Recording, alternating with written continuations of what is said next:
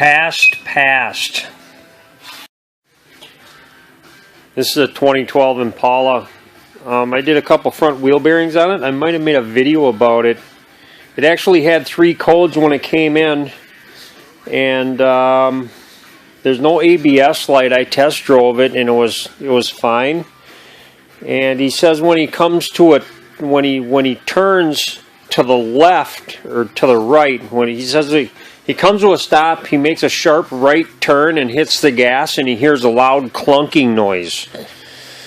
And he gets these stored codes, wheel speed sensor codes. A lot of times you get a wheel speed sensor code, you just replace the wheel bearings. The only reason why I replaced them and didn't test the things is because both wheel bearings were loose. So I replaced them. I sent them on his merry little way. I told him to drive it around, see if it's got more problems.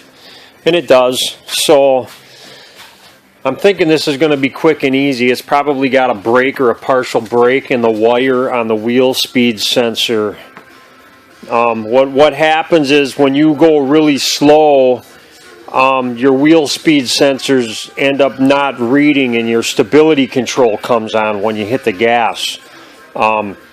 Your wheel speed sensors, they're magnetic, so the faster you go, the more the reluctor will read and the more magnetic energy it makes. So basically it makes more voltage the faster it goes, more power. And when it goes really slow, sometimes if you got like a partially broken wire or a loose wheel bearing or a wheel speed sensor that's not close enough to the reluctor, it's not going to make power, and it's going to think that it's not moving when all the other tires are. So it's going to turn on your stability control to try to keep it from happening.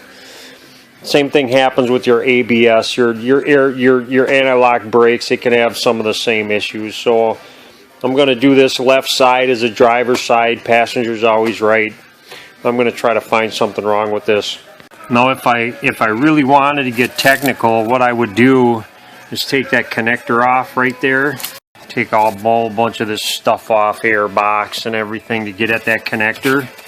And because this is your ABS module, all the brake lines running in and out. And then I'd find the pins or the wires that go to the left side, and I would do a continuity test on both of the wires that go to the left side to the wheel bearing and try to figure out if there's a break. Well, there's not going to be a break. It's going to be a partial break, because if the wire was actually broken, it'd pull an ABS code and it'd turn all this stabilitrak and ABS or whatever they call it. It'd turn it all off. So I'm thinking he's got a partial break. But yeah, you run continuity, and if you find too much resistance in a wire, you nailed it. And then either you replace the whole wire or you find the bad spot.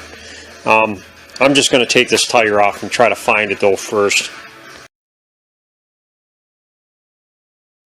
The best places to look for this are the places that have the most movement. Like this spot right here, from turning right and left, it's always stretching and moving on this wire. And right here, there's a couple little clips here. Peel those back and open this up. A little black tape on here holding this in. There's a spot right here that the wire's still intact, but the casing's coming apart. So there could be a partial break in there. Okay, now what I got to do is kind of separate this. This is a twisted wire, and the reason why they do that is so it has the same like field, because they don't want to get RF noise from other powers and other things around them, radio frequency noise. So that's why these are twisted. So they kind of need to be that way. So many twists per inch. I don't know how many, but you could use a pin for this. You should never ever poke wires, by the way, but I'm going to. because never say never. Yeah, you can use a pin, but I got one of these things. They poke into the wire for me. And you got your continuity tester. You just want to make sure it says OL. Then it goes to 0 when you touch the wires. And then I'm going to try to read this thing. I don't know if you can see that, probably. Yeah, I'll stick this wire here. Then I got to find the yellow. And right now it says 0, which is good. That means it's not a problem. And I just want to take and wiggle this wire around and see if it changes.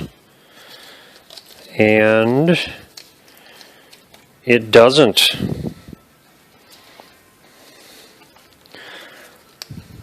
So I'll try the same with the blue wire. 0. Oh wait, something just happened there. This blue wire seemed a little glitchy. It wasn't real bad. And I'm gonna go after this spot right here because this part was broken. And there's underneath this sheathing, there's factory black tape that's wrapped these two wires right here. So all the movement's right in this spot right here, this little spot.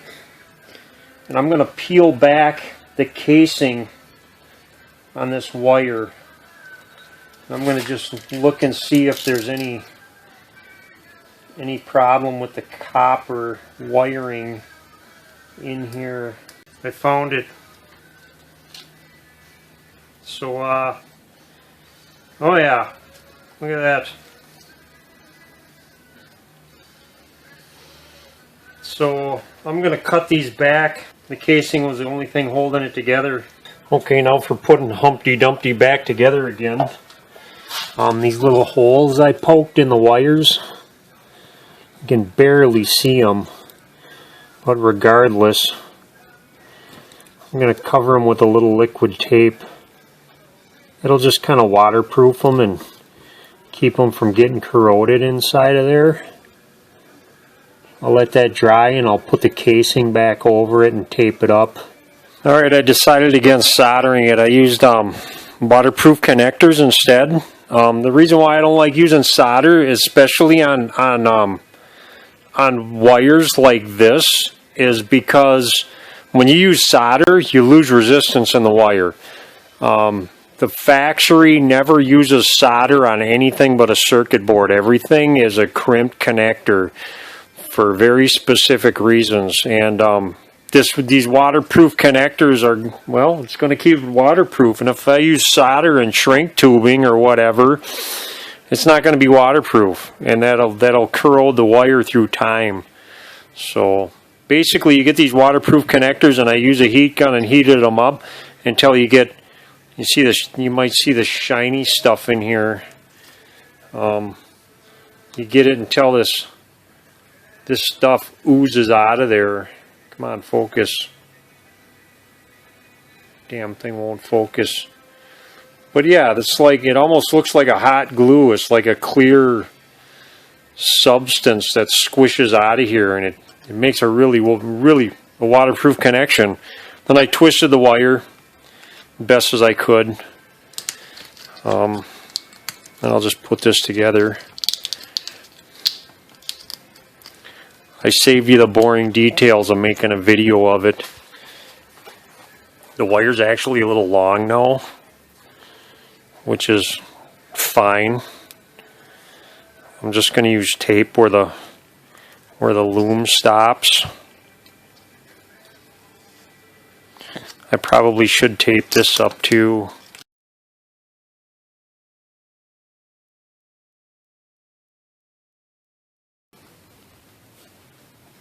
That's going to work.